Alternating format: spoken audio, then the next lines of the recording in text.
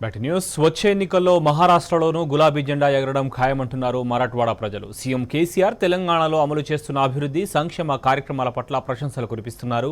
BRS పాలనే దేశమంతా రావాలని ప్రజలంతా కోరుకుంటున్నారని చెప్పారు. కేంద్రంలో అధికారంలోకి వచ్చిన మోడీ సర్కారు గుజరాత్ మోడల్ పేరుతో దేశ ప్రజలను తప్పుదోవ పట్టిస్తున్నారని మండిపడ్డారు. सरकार तो अभी तो टूटी फूट के बनने वाले हैं, मगर पिछले 2 महीने से महाराष्ट्र में जो केसीआर साहब का एंट्री हुआ तब से महाराष्ट्र का माहौल इतना बदल गया कि 70 साल में ऐसा कहीं नहीं हुआ। क्योंकि जो तेलंगाना में केसीआर साहब ने योजनाएं किसानों के लिए लाए, वो योजना पूरे देश में अभी तक किसी ने लाए।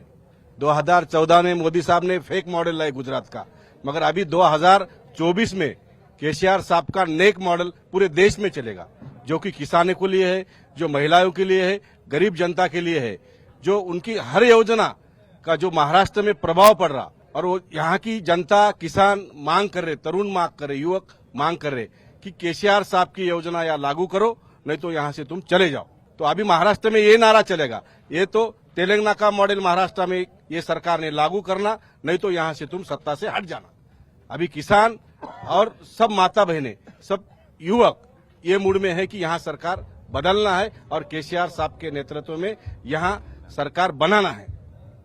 किसानों को जो जून महीना में रैतु बंधु जैसी योजना है तेलंगाना में, ये योजना अगर ये महाराष्ट्र का सरकार इम्प्लीमेंटेशन करता है तो किसानों को राहत मिल सकती है। किसानों को 24 आवर बिजली चाहिए, किसानों को सिंचाई के लिए अच्छा पानी चाहिए, यहाँ कुछ भी नहीं है। इसलिए महाराष्ट्र की सरकार बोल रहे हैं केसीआर जी वेलकम टू महाराष्ट्र, यानी कि आपकी बार किसान सरकार, ये जो नारा है पहली बार किसी ने देश में दिया है। और ये महाराष्ट्र के किसान चाहते हैं कि हमारे महाराष्ट्र में जो किसान की आत्महत्या हो रही, कल ही मैं जहाँ जलगांव में गया था, उस गांव में एक ही गांव में एक बाप, लड़का और माँ 3 लोगों ने आत्महत्या की है। एक दिन में मेरे महाराष्ट्र में 10-10 किसान आत्महत्या कर रहे हैं। लेकिन जो तेलंगाना मॉडल है, तेलंगाना में अब एक ही किसान आत्महत्या नहीं कर रहा। 2014 के पहले तेलंगाना में ऐसे ही किसानों की आत्महत्या हो रही थी। अकेले खम्मम डिस्ट्रिक्ट में भी एक दिन ही 16 किसानों ने आत्महत्या की वाली है। लेकिन अब वहाँ एक ही किसान आत्महत्या नहीं कर रहा। महाराष्ट्र में भी ऐसा होना चाहिए। अगर महाराष्ट्र में तेलंगाना मॉडल आया गया तो महाराष्ट्र में राम राज्य आ जाएगा। अभी महिलाओं का स्थिति महाराष्ट्र में ये है कि अभी अप्रैल मई चालू है, हमारे यहाँ पानी का बहुत दिक्कत है। अब अभी संभाजी नगर में हो, हम 2 दिन से यहाँ पे है। यहाँ पे पीने का पानी जो पानी लगता है वो 4 दिन बाद आता है। तो जो किसानों के साथ महिला काम करती है तो उससे सबसे ज्यादा दिक्कत होती है। शहर हो या गांव हो, तो हमारे इधर पानी का बहुत तकलीफ है। गांव में जो औरतें रहती है तो उसको पानी के लिए कुएं पे जाना पड़ता है। तो ये जो है, तो ये मैंने तेलंगाना में जाके केसीआर साहब का काम देखा। उन्होंने जो भगीरथ जैसी पानी की योजना की है वो हमें महाराष्ट्र में चाहिए। ये इसीलिए हम केसीआर सर को महाराष्ट्र में सब चाहते हैं। मैंने उधर भगीरथ उनका ये देखा, वो भी अच्छा है। और उधर के वहाँ के सरकार ने जो कल्याण लक्ष्मी योजना की है औरतों के लिए, वो सबसे अच्छा है। और अभी हम क्या करते हैं, जब बच्चा होता है तो फिर उसके लिए देखभाल करते हैं। तो वहाँ पे जो महिला सबलीकरण के वजह से जब माँ अच्छी रही, तंदुरुस्त रही, तो बच्चा, आने वाला समाज अच्छा रहता है। ये सोचकर जो केसीआर साहब ने महिलाओं के लिए जो सुविधा की है अस्पताल की, वो बहुत अच्छी है। क्यों आप आईटी का जॉब छोड़ दिया 5 लाख का? देखो, ये केसीआर साहब का ये जो गवर्नमेंट है तेलंगाना में, हाँ, मानिक जी के नेतृत्व में, मानिक कदम स्टेट प्रेसिडेंट किसानों के, वो हमें लेके गए थे। तो हम 5 दिन रह गए। जो तेलंगाना में जो अभी पोजीशन है, केसीआर साहब का पूरा 109 एमएलए है, पूरी तरह के उनके सरकार हाथ में। 10 साल में उन्होंने इतना अच्छा तेलंगाना डेवलप किया है।